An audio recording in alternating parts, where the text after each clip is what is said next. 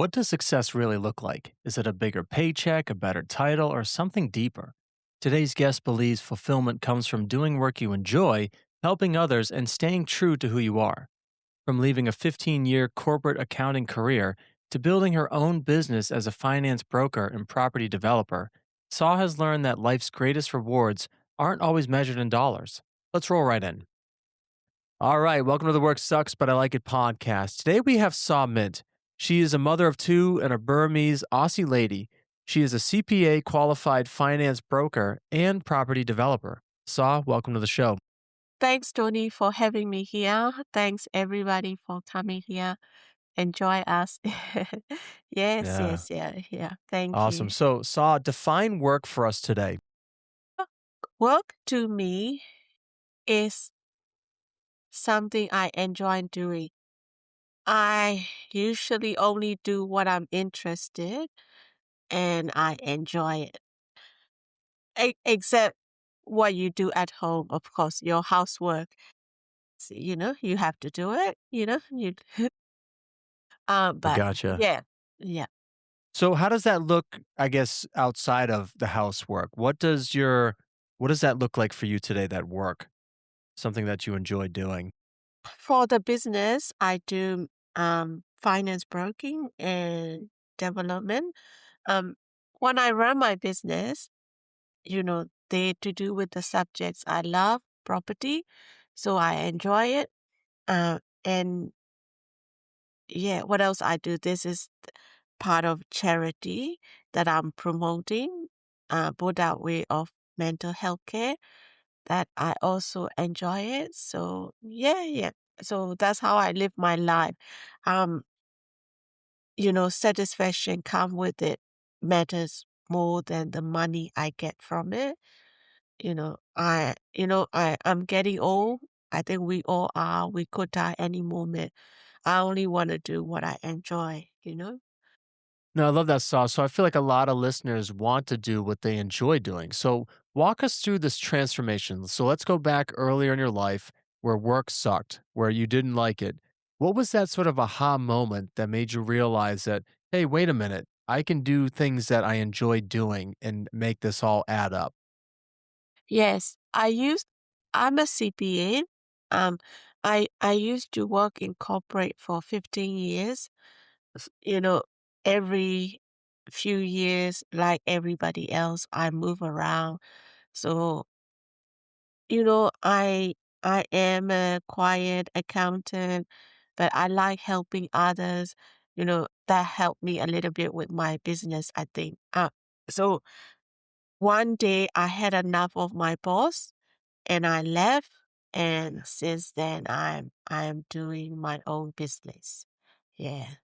So interesting. So I'm very curious because, a lot of guests that come onto my show are 9 to 5 people that do work and then the entrepreneur. I want to just kind of live in this sort of 9 to 5 space just for a little bit here. So walk us through why what was that bad boss? What was that one characteristic that if you could change in that boss, what would it have been to make you have stayed? I wish there's no office politics. Ah, okay. Okay. Uh, yeah, I think, if you work for others, like you don't have a choice rather to put up with people that you have to because you put in a situation, right? It's not your business. When you run your business, you can choose who you deal with. Mm. For me, I do, I think. No, interesting. So what advice saw? Because I mean, I guess, the reality is not everyone can run their own business. What advice would you say to someone trying to do work for others? How can they find that same enjoyment? Can they, or do they have to just give up and go start somewhere else? Yeah, I think when you are at a junior position, you don't have to play a lot of politics. Your job is pretty simple. As you go up the level, you at management level, it's all about managing people and um I maybe, you know it doesn't it depends on your personality. It doesn't Mm. suit my personality. No, interesting. So I guess, I mean, let's face it, even as an entrepreneur, right, you still have to work with others. Walk us through some techniques. So one of the things we like to say on the show, Saw, is that success is not a matter of good luck, it's good skills. What's the one skill that you're using to work with people that you might not agree with? As when you run your own business, though, you can choose who you work with. Yeah. But then doesn't mean you choose 100% right all the time. So how I deal with thing is upfront. I'm good to people. I'm a fair person. And when I have my employee, I treat them the same. Mm. I empower them so that they have authority to do what they are capable of. That's how I can leverage their skill and their time. If you control freak, you micromanage, then there goes your time and your energy. So I make sure I hire the people that who are competent, and I empower them to do their own thing. So they happy to stay with me, but then I also have to deal with consultant, etc., that I hire for their expertise, their skills. Um, Before I hire them, I'm upfront to make sure our personality in line. They have the right skill, the the quality is what I want, and they finish on time, etc. And because I'm upfront, I usually get to deal with people I could deal with. I'm a fair person, Mm. but I would like to treat it fair. No, I like that. So, what are some of the personality traits, Saw, that you're looking for in people? How do you know what to look for in people? What are things that you're looking for that make them a good fit? They have the skill and experience I need. Someone I could leverage their time and skill I could rely on, and they are fair to me as I'm fair to them. I respect everyone. I give the same respect people on the street and people who is in power. Mm. I respect them both, and I want to be treated fair. I love to appreciate human rights, etc. You know, and if you are business owner, because I could also choose, you know, they respect me too. Maybe also the way I speak, the way I treat them. Yeah. No, So I like that. So when you're working with these people, I know you're doing the work of trying to select them to fit your team. I guess, but let's face it though, we're humans, right? We have days where they're good and bad. Walk us through a scenario, an experience where you've had with maybe a frustrating sort of conversation experience. How did you navigate to make it fair, as you're saying, to work through to a solution? yeah, sometimes of course I I find people they're not the right fit, but I still have to put up with them for a while. Um, if I really need them, I put up with them for a while. Then, you know, but I set my limit when that day come. That's it. I like that. So walk us through. So you said it in terms of days, in terms of Job, yeah. interesting. No, I Maybe like that a lot. partnership. I'll put up with them until that partnership is done. But then that's it. So I want to integrate because you take pride as a mother and as you should of two kids. How can so I know working and having a family is challenging, right? How did you navigate that sort of time when you were 15 years working corporate and I assume you had your kids then. How did you navigate that? Walk us through how you could do both. Okay.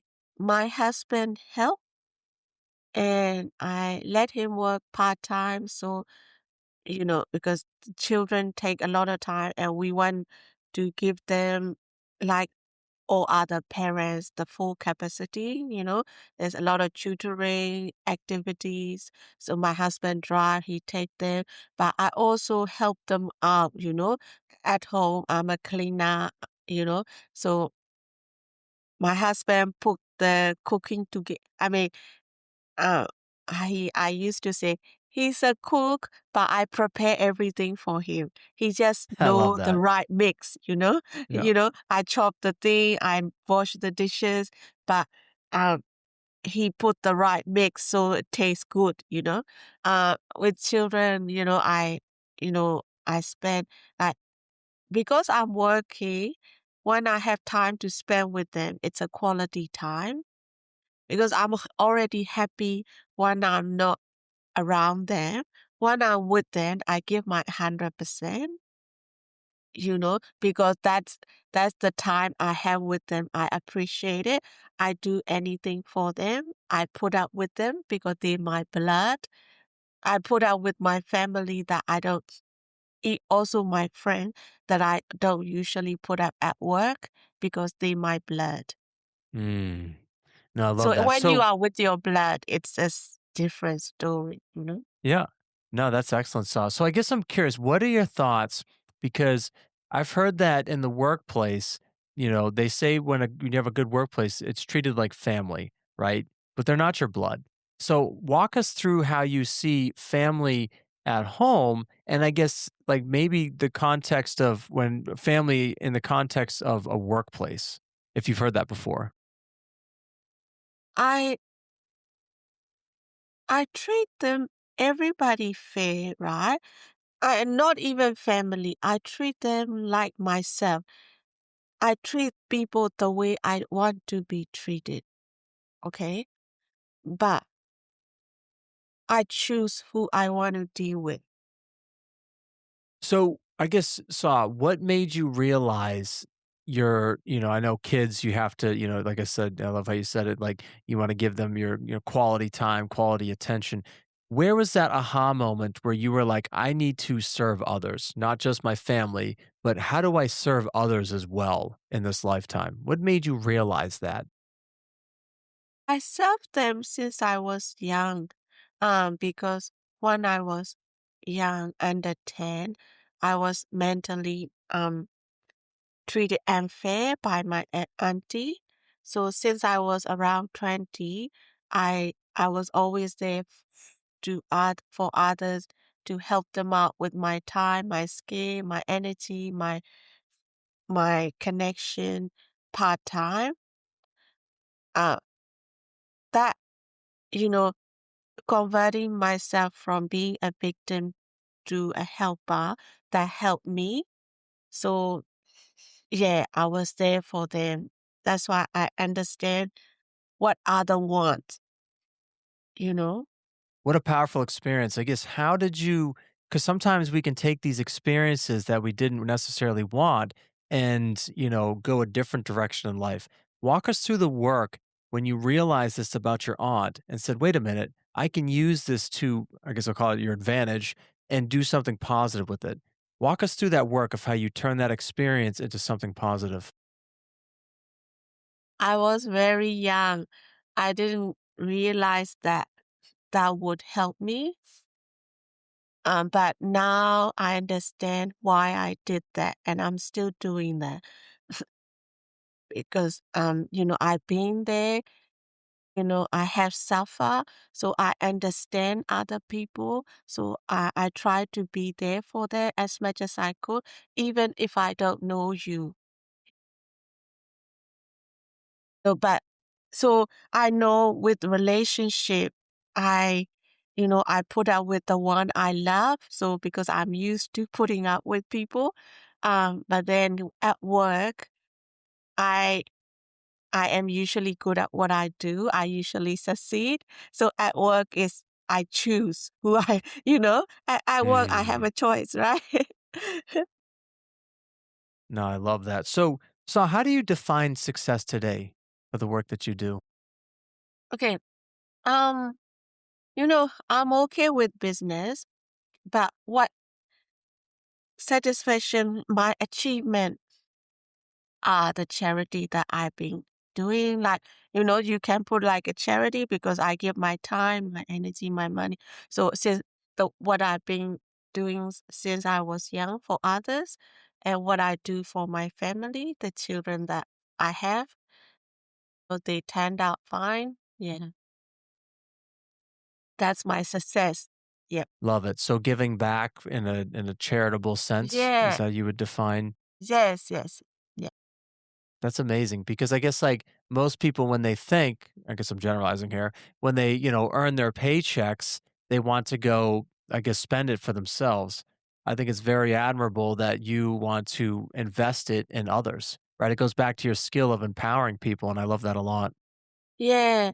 And I've been helping so long that I get to know that people, including me, we never had enough.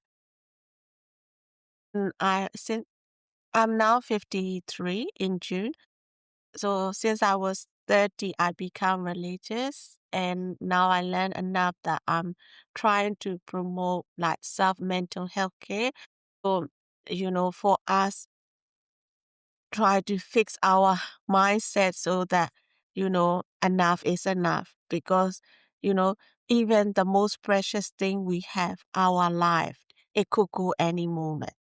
As you Hmm. age, you come to realize that, you know, like we aging every second, we only realize every 10 years, but our life is going and we have it. It's the most precious thing. And, you know, we have to take it easy and we have to appreciate what we have instead of wanting too much and never enough. No, I like that. I mean, it's you kind of are touching on like wanting too much like of inanimate things, extrinsic things that, don't really amount to anything, where you're really talking about wanting more relationships and, helping other people. I guess walk us through. So I feel like listeners on the show really want to help others with the work that they do. What is one particular thing you would tell them to focus on, to help them build these relationships, to empower them to be who they are? I think you attract similar people. So, you know, try to become the best of you, the better of you. And yeah, you attract similar person and you know, so but then they have their needs, you have their needs, try to help each other. That will fulfill you like no money can. No, that's really amazing. It's also suggesting that you have to know yourself. But that can be tough, Yes. right? For people, that can be tough and scary to go inward. What's something that you have done to make it not scary to go inward, to see who you are? So then you can, as you say, resonate your sort of vibrations so you attract the right people. How do you help people to go inward when it's scary? Myself, naturally, I'm not materialistic, although I still love beautiful things, I love art, etc. I'm still a woman, right? But yeah, so and the way that I suffer and the way that I like helping others, etc. Um, I don't know, not intentionally, but I probably must have looked at myself and you know find out what's wrong with me, what I want, and I usually, I don't know, I, you know, whatever I say, it's come from my mind. You know what I mean? Sometimes I that I shouldn't act too quickly. Like, when you like people, some people careful, they want to say something, but they don't, right? I'm not that kind of person. So, you know, you know what I mean? I'm like, with me, what you see is what you get. I'm that kind of person. And then I just being myself. I don't do anything wrong. I I used to mind being myself, like Mm. say what I want to say. And then as I mature, I realized that, you know, other people, they also human, they also selfish. You do the right thing, but you don't have to worry about public. If as long as you do the right thing, you have the right to present yourself. You don't have to hide anything. But of course you do the right thing. But then, you know, just present your feeling. You say what you want. You act the way you want, you know. Of course you still have to do the right thing. No, Everybody have that's human rights. Yeah, no, that's great. You're kind of touching on people need to be their authentic selves. I guess walk Yes. us through now online world today, right? Everyone's sort of shouting for attention. There's an element of narcissism. How do you navigate being yourself in a world that's very loud in wanting your attention to buy things and to be better than somebody else? How can we be ourselves in a world like this today? Yes. Like I'm also going public with this too, but I'm myself. And so as long as you have the right audience, I used to go on Facebook and do this on Facebook, but I don't seem to get the right audience. So here I do. And I know I with my business, mortgage broking, I do video, you know, but I'm telling the truth about mortgage, etc. But that attract the right people. So I still buy things online. Don't get me wrong, we still human. So I do there's a too. lot Don't of worry. noise out there. Yeah, I know. But then you still human. Sometimes they attract you. I still, you know, play with my phone when I'm free. Sometimes I just want to relax. But it's Mm, okay to sometimes do that. But but I think if you um if you have the work or family take you over, what I'm saying is if you're not free, you don't really spend time, doing mm. that, like listening to other, noise out there. You don't have time, right? No, gotcha. Yeah, yeah, yeah. So, with the work that you do, Saw, this is the Work Sucks, but I Like It podcast. What sucks about your work today, and what are you doing to make it not suck? Yeah, even with business, when you get old, I I am still doing finance broking, but development is the next step up. At the moment, I'm doing it, but I would love to run it like a business, do a few at a time, like development, flip, etc. They they're the kind of transaction it lasts a few months, at least a few years. I'm shifting to that because I have enough of my finance broking job. The way why I have enough is finance broking is like you are broker, you are there to help others. You know, um, I I love helping others, so I enjoy that work. But I get to the age that I have to prepare for retirement. You know, Mm, that business. I don't get paid well enough for the time and the skill that I spent. I don't get appreciated enough. And I also have to prepare for retirement. So I'm moving to run the development like a business. gotcha. So, where are you based out of, Saw? Just so the listeners can kind of place you in the world here. Where, where's your accent Um, coming from? Sydney, Australia. Awesome, Yeah, yeah. love it. I've never been to Australia, but I want to go one day. So, Yeah, if where do you listeners live? Yeah, I live in, New Hampshire in the United States, so the other Okay. side of the world here, so I heard it's but beautiful. I love to meet there one day. yeah, there we go. We'll have to switch one day, switch places. So, Sa, if listeners of the show want to learn more about your, work as the, finance broker and property developer or your story in general, where's a good place for them to land? I'm usually on Facebook. I put up Facebook page on my profile, or I can send it to you if you wouldn't mind putting it in your show note. Yep, Yeah. put in the link. Yeah, they can reach me there anytime. All right. Well, Saw, it's been a pleasure having you on the show today. Thank you so much. Yeah, thank you, Tony. Thanks everybody for being here. I hope we help you a little bit. One of the themes that stood out in today's conversation is that success isn't something you accumulate, it's something you contribute. Saw reminded us that while careers, businesses, and financial goals matter, the things that often leave the deepest impact are the relationships we build, the people we help, and the time we invest in those we love. Whether you're building a business, raising a family, or simply trying to figure out your next step, her message was simple: be yourself, treat people fairly, and focus on what truly matters. As always, success is not a matter of good luck, it's good skills. The skill here is how you build relationships. You simply friend them on Instagram and occasionally like or comment on their post. How about calling them up and hanging out face to face? Until next time, keep doing the work, keep growing, and remember, work sucks, but that doesn't mean you can't like it. And there's a wind that blows across